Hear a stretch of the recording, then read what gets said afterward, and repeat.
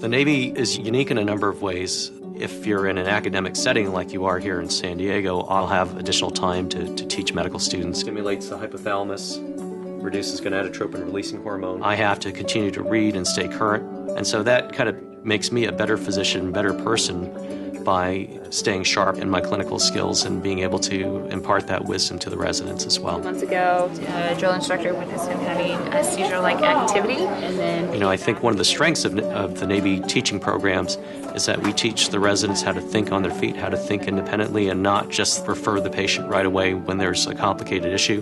Know where to look up information if you need to, know who to call, and how to manage that patient appropriately.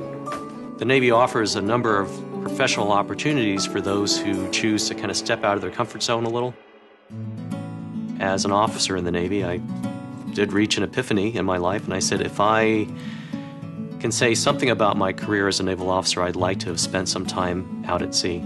This job that I'm in right now is a great opportunity to experience what sailors have experienced for centuries. Now, walking on the flight deck reminds me of when we were in the Persian Gulf. Pretty much every morning, sunrise, I'd put on my running gear, come out here and run the flight deck 10, 13 lengths. The flight deck's 844 feet long, so at the end of that run, you get a pretty good workout after.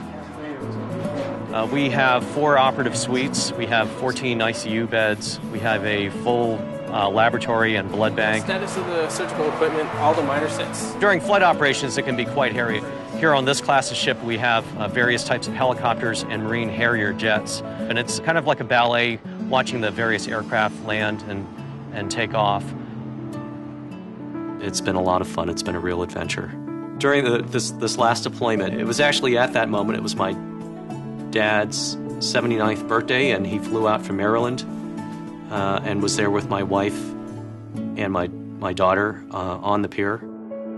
I was standing on the edge of the flight deck looking down at the pier, and I could see my dad. He was overwhelmed with emotion at this pride. He saw a large ship with a couple of thousand sailors and Marines on board pulling away from the pier, heading off to a mission overseas.